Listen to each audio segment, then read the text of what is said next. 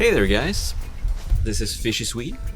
So yeah, here's the thing. Yesterday I went on a boat trip in the archipelago of Stockholm. Sadly, I had all kinds of snafus along the way. I lost my boom microphone cover in the ocean, and the sound got really loud and screechy and messed up. So I said, forget about it. So I figured I might do something else and tell you guys a bit about myself. Who is Fishy Swede? Well, the truth is, I don't know. Who knows? Does anyone really know who we are? But my idea is not that I should retell my childhood or anything like that. That would be pretty boring, I think. Instead, I want to show you some of the items I own that has meant a lot to me throughout the years, and perhaps will show a sliver of information about the complex human being that is me. And a word of caution, of course, before we start. Owning a lot of items may mean that the items may up owning you instead. So that is something for you kids to consider out there. For me, it's too late. So, hey, what are you gonna do? I love owning items. Let's get into it.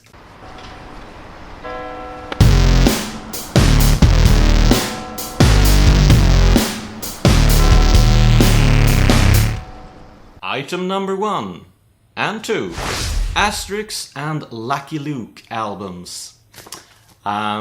Back in the 80s, I learned to read at an early age. I was only 5 years old, thanks to my mom, who homeschooled me. And I read a tidning called Bamse, a magazine back in the day, a comic about a very friendly bear who got to be the world's strongest bear when he drank dunderhonung, a sort of doped honey version. But of course, albums were big in Sweden as well, and I loved reading these kinds of albums that were being made by Belgian comic makers. My favorite is René Goscinny, who made the script for most of the Lucky Luke and Asterix albums. Items number 3 and 4. Bebop and Rocksteady from Turtles. Well, not necessarily Bebop and Rocksteady, but Turtles figures, action figures, were a big part of my life. And I think the reason why I love these action figures so much is the attention to detail that the company that made them, I think it's Mirage, or something in that vein. They were made by Mirage Studios and produced by Playmates Toys. And the attention to detail is pretty insane. I love how Bebop is presented with his dubbelhakor, twin chins. And I think that the toys nowadays, because I've seen a lot of the Turtles toys of today, and they're pretty lousy in my opinion. There's no attention to detail whatsoever. I hate to say it, but I think I was a bit of a snob even as a child, and I only wanted these sort of perfect toys. And that is something that has followed me through my life. Okay, so this is items number 5 and 6, and they're examples of video games. Here's Super Metroid, here's Mega Man 3, 2 of my favorite games of all time. And I got early on hooked on the world building in video games.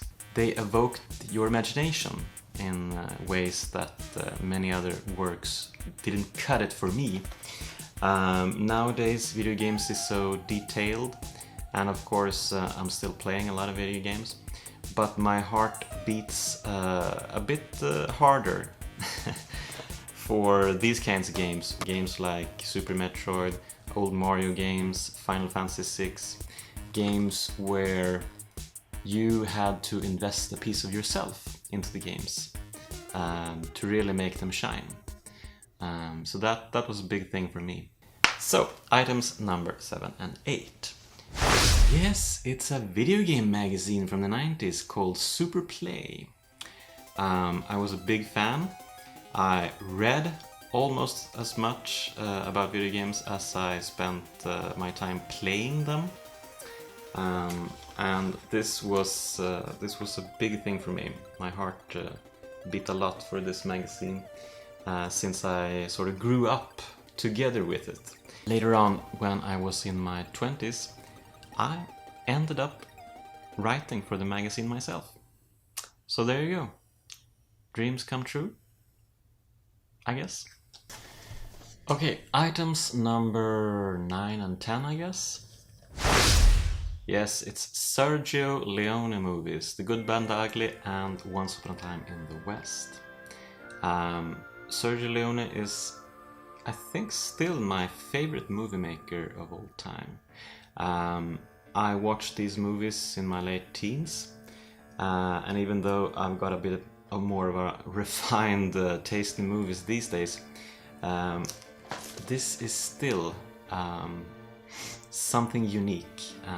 I loved the way Leone used the aesthetics, his stylized version of the West, how he controlled the tempo in a way I haven't seen before. And you know, action movies are supposed to be fast, brutal, and you know, really gritty and very consuming in violence. Leone turned it upside down a bit and made the preparations, you know, the part before they shoot each other, the most important part. And I love the final battle in both of these movies, actually. But there's so much at stake in Once Upon a Time in the West. I mean, it's the whole idea of the West that is being finished off in the final duel between Henry Fonda's villain and Charles Bronson's weird hero. There is even a flashback in the duel, and usually I hate flashbacks with a passion, but this flashback is perhaps the best flashback in all of movie history in my mind. It's perfect, and all of that final scene is a perfect scene, actually.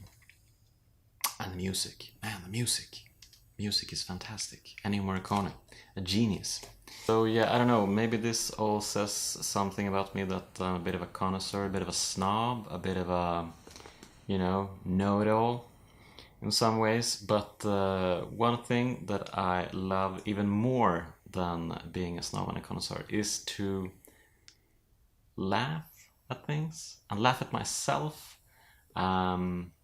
and at the absurdity of life, I guess. And that is something that this book taught me at an early age. Yeah, The Hitchhiker's Guide to the Galaxy series by Douglas Adams. I read this at an early age as well, and I absolutely loved it. The detailed descriptions of insanity, the ludicrousy of it all. Life is weird. You just gotta embrace it. And yeah, that's what I'm trying to do. I guess with this as well, with Fishy Swede. Life is weird. Learn to embrace it. There you have it. I hope these items in some way have painted a picture of me, perhaps framed me in a box, made me accessible to you. Accessible, that's weird. But I don't know, relatable, and maybe you know something about me now that you didn't before. I don't know. So guys, don't forget to give me a thumbs up, even though this was a really lackluster episode of Fishy Swede. I mean, too much fishy and not enough Swede, I guess. But don't worry, things will be back to normal next week. And if you haven't subscribed yet, please hit that subscribe. Please hit that subscribe button.